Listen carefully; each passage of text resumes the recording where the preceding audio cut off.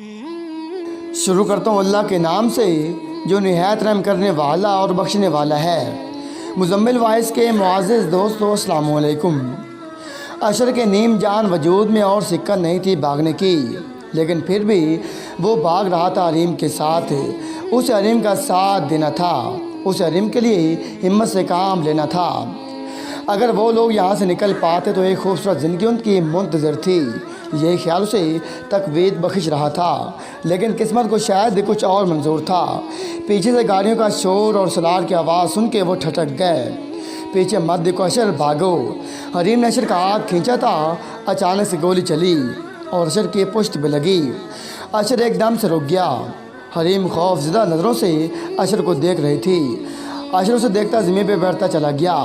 نہیں اشر نہیں، اس سے پہلے کہ وہ سنبھلتے ایک اور گولی چلی اور اشر کے کندھے پہ لگی۔ گاڑیاں رکی اور سالار اپنے آدمیوں کے ساتھ باہر نکل کے ان کے پاس آیا۔ حریم اسے خون خوار نظروں سے دیکھنے لگی۔ اور کتنا ظالم بنو گے، وہ روتے ہوئے چیخی تھی۔ کیا ملتا ہے تم لوگوں کو یہ سب کر کے؟ دور رہو میرے اشر سے کتے۔ سالار نے اسے بالوں سے کھینچ کے دوسری طرف پھینک دیا، پھر اشر کے وجود کو اپنے پاؤں سے لات مار کے سیدھا کیا۔ دور رہو اشر سے، وہ اس کی طرف آنا چاہ رہی تھی جب سالار کے آدمیوں نے اسے پکڑ لیا۔ بدذات غور سے دیکھ، غور سے۔ ہاں میں نے ہی تیری بہن کی عزت لوٹی، اس کی عزت میں نے کھیلا۔ ہاں بڑی خوبصورت تیری بہن۔ اشر اٹھنے کی کوشش کرتا، اس پہ تھوکا تھا سالار نے۔ اس کے سینے پہ اپنے پاؤں رکھ دیا اور جوتے کی نوک سے اس کا سینہ مسلنے لگا۔ اس کو میں نے نوچا، تیرا پورا خاندان مر گیا، تو کیوں زندہ ہے؟ تو بھی ادھر ہی جا۔ پھر پستول اس کی طرف تھامی۔ نہیں نہیں، اشر کو مت مارو داسائی۔ وہ رونے لگی، چیخنے لگی۔ تیری موت میری ہاتھوں لکھی ہے، اور 2-3 گولیاں اس کے سینے میں اتار دیں۔ اشر، وہ چیخی تھی۔ اشر نے بے جان وجود اور خون آلود وجود کے ساتھ ایک آخری نظر حریم پہ ڈالی اور اس کی آنکھیں بند ہو گئی۔ لے جاؤ اس کی لاش کو کہیں دور پھینکاؤ تاکہ جانور آ کے اس کے جسم کو نوچ نوچ کے ختم کر دیں۔ حریم کی آنکھیں وہیں ساخت رہ گئی تھیں۔ وہ سسک اٹھی۔ ایڈوکیٹ شعیب ہمدانی اور ان کی بیگم سیکٹریسٹ جویریہ ہمدانی کی آنکھوں میں بھی آنسو آ گئے۔ جانتی ہو حریم، تمہیں جب تمہاری دادی ادھر لائیں اور کہا کہ تم امانت ہو میرے پاس، تب تمہیں دیکھ کے مجھے بہت دکھ ہوا تھا۔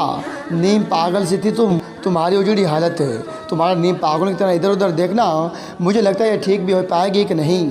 مجھے لگا بس محبت نہ ملنے کے غم میں یہ ایسے ہوئی ہے، لیکن آج تمہاری کہانی سن کے مجھے دھچکا لگا ہے۔ میرے پاس الفاظ نہیں ہیں کہ میں اپنے اس درد کو کیسے بیان کروں لفظوں میں، لیکن تم میں ناز آنٹی کی امانت ہو میرے پاس، تمہاری حفاظت کرنا میرا فرض تھا، لیکن اب تم میرے گھر کی فرد ہو۔ حریم، حریم آنسو بھری آنکھوں سے اپنے محسنوں کو دیکھ رہی تھی جنہوں نے اسے سہارا دیا تھا۔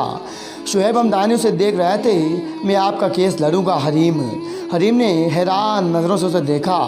میں اشر کے قاتلوں کو سزا دلاؤں گا، یہ میرا وعدہ ہے آپ سے۔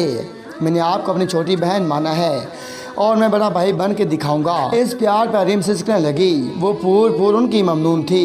برے وقت میں انہوں نے اسے سہارا دیا، چھت دی، اس کا علاج کرایا اور اسے اپنے گھر کا فرد سمجھا ہمیشہ۔ جویریہ ممنون نظروں سے اپنے شوہر شعیب ہمدانی کو دیکھ رہی تھی، جس نے شروع میں مخالفت کی تھی حریم کو یہاں رکھنے پہ، لیکن بعد میں وہ بھی دکھی ہو گیا تھا حریم کی حالت دیکھ کے۔ اور آج تو کیا دیکھ رہی ہو بھائی؟ شعیب ہمدانی مسکرائے تھے۔ دیکھ رہی ہوں اپنے مجازی خدا کو جو صحیح معنوں میں ایک بھائی ہونے کا فرض نبھا رہا ہے، جویریہ نے پیار سے دیکھتی کہہ رہی تھی۔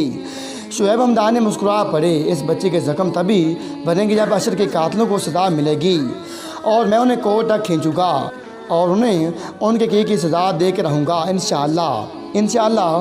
جویریہ بھی مسکرائی تھی۔ حریم دونوں کو دیکھ رہی تھی۔ کیس فائل ہو چکی تھی۔ شعیب ہمدانی سردار محمد یوسف اور سردار سرار پہ کیس فائل کر کے کورٹ کی طرف لیٹروں نے بھیج چکا تھا، جسے سالار ہاتھ میں لیے حیرت سے دیکھ رہا تھا۔ اسے سمجھ نہیں آ رہی تھی کہ یہ سب کون کروا رہا ہے اور کسی کو انصاف کا کیسے پتہ۔ اب کیا کریں گے بابا سائیں؟ سردار یوسف پر سوچ نگاہوں سے سالار کو دیکھنے لگے۔ وکیل کو فون کر کے حویلی بلاؤ، وہی کرے گا۔ کچھ بات اب عدالت تک پہنچی تھی۔ کہاں تو سردار یوسف بھی گئے تھے، لیکن خود کو مضبوط دکھا رہے تھے۔ مہناز بیگم مسکراتی نظروں سے انہیں دیکھ رہی تھی۔ خدا کے گھر میں دیر ہے لیکن اندھیرا نہیں۔ سردار یوسف نے اپنی ماں کے مسکراتے چہرے پہ نظر ڈالی لیکن کچھ کہا نہیں، خاموش رہے۔ اب سردار محمد یوسف اور اس کا بیٹا سردار سرار کورٹ کچہری کے چکر کاٹ گئے۔ وہ ہنسنے لگی، انصاف ضرور ملے گا، انصاف ضرور ہوگا۔ سردار محمد یوسف نے دیکھا گھبراہٹ ان کے چہرے سے عیاں تھی۔ گھبرا رہے ہو سردار ہو کے گھبرا رہے ہو؟ دو معصوم جانوں کو اپنی غیرت کے بھینٹ چڑھا کے تم سکون سے رہ پاؤ گے؟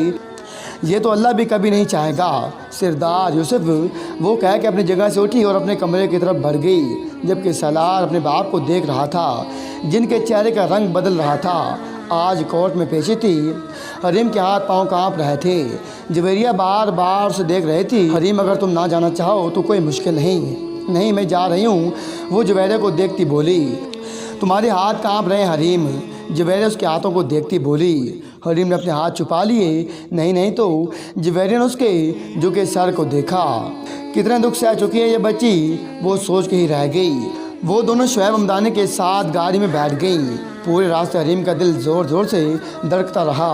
اتنے مہینوں بعد وہ اپنے اشر کے قاتلوں کو اپنے سامنے دیکھے گی۔ گاڑی کورٹ کے سامنے روکی، وہ تینوں نیچے اتریں۔ چلیں تینوں آگے بڑھے۔ جب سالار کی نظر حریم پہ پڑی، وہ حیرت زدہ تھا۔ وہ سمجھے تھے کہ حریم مر چکی ہوگی لیکن وہ زندہ ہے۔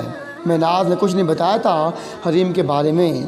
وہ غصے سے آگے بڑھا۔ بدذات حریم نے شعیب ہمدانی کا بازو پکڑ لیا اور سپور نظروں سے اپنے بھائی کو دیکھنے لگی جو ایک قاتل تھا، کچھ نہیں کر سکتا تھا۔ وہ ریلیکس۔ وکیل عدنان احمد نے سالار کو روک لیا۔ کیا کر رہے ہیں آپ؟ یہ کورٹ ہے۔ وہ رک گیا تھا لیکن اس کی غضبناک آنکھیں حریم پہ تھیں، جسے نظر انداز کر کے وہ آگے بڑھ گئی۔ حریم صوفے پہ بیٹھی اپنے ہاتھوں کو دیکھ رہی تھی۔ وہ میری وجہ سے آپ کو کوئی نقصان نہ پہنچائے شعیب بھائی۔ حریم کے کہنے پہ شعیب مسکرا پڑے۔ یہ شہر ان کا گاؤں نہیں، وہ کچھ نہیں کر سکتے، تم بے فکر رہو۔ حریم سر جھکا گئی۔ شعیب بغور اس کا چہرہ دیکھنے لگے۔ کچھ کہنا چاہتی ہو حریم؟ حریم نے سر اٹھا کے انہیں دیکھا۔ کچھ کہنا تو کھل کے کہو، ہم تمہارے ساتھ ہیں ہمیشہ۔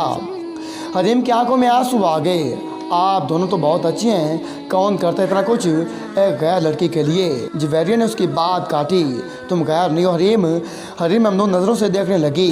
ان دونوں قاتلوں کو دیکھ کے میرا دل چاہ رہا ہے کہ وہ ان پہ ریوالور سے ساری گولیاں چلا دو، ان پہ انہیں قانون سزا دے گا۔ حریم سزائے موت سے کم سزا نہیں ہونی چاہیے ان کے لیے۔ جویریہ نے غصے سے کہا تھا یہی ہوگا، وہ اپنی موت کا انتظار کریں گی اور پھر خود اپنی موت تک جائیں گے انشاءاللہ۔ دوستو، کیا اشر کے قاتلوں کو سزا ہو پائے گی؟ کیا وہ بچ جائیں گے؟ کیا ہوگا حریم کے ساتھ؟ اگر آپ چاہتے ہیں کہ اگلا ایپیسوڈ جلد سے جلد اپلوڈ کیا جائے تو آپ سے گزارش ہے کہ ویڈیو کو لائک کرنے کے ساتھ ساتھ زیادہ کمنٹس کریں۔ آپ جتنے زیادہ کمنٹس کریں گے اگلا ایپیسوڈ تو جلد اپلوڈ کیا جائے گا۔ ملتے ہیں ناول اعتبار سیزن 2 کی 8ویں ایپیسوڈ میں، تب تک کے لیے اللہ حافظ۔